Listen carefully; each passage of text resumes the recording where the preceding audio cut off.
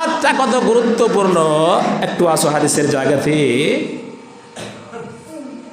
বিশ্বনবী সাল্লাল্লাহু আলাইহি সাল্লাম আসরের নামাজ পড়াচ্ছিলেন। আসরের নামাজ পড়াকালে হঠাৎ ধ্যানে আসলো। কি ধ্যানে আসলো? বিশ্বনবী সালাত আদায় করার পরে হঠাৎ করে সালাম ফেরার পরে 4 রাকাত ফরজ নামাজ পড়া হলো।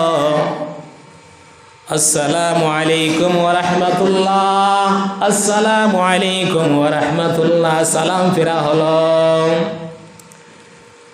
বিশ্বনবী সাল্লাল্লাহু আলাইহি ওয়াসাল্লাম আর দেরি করলেন না,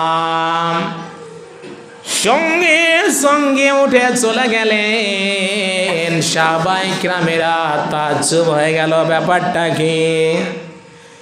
কি ব্যাপার, কি এমন পেরেশানি আছে নবী সাল্লাল্লাহু আলাইহি ওয়াসাল্লামের? কেন এরকম করে আজকে উঠে চলে গেলেন হঠাৎ? এরকম তো কোনোদিন করে নাই।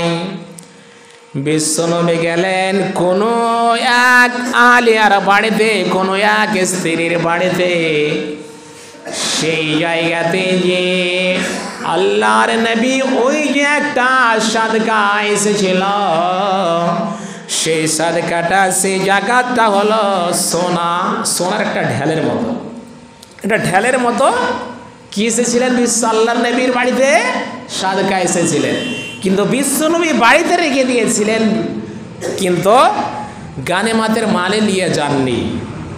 হঠাৎ করে ইয়াদ আসলেন, বিশ্বনবী চট করে চলে গেলেন আর ওই মালটাকে নিয়ে গানেমাতের মালে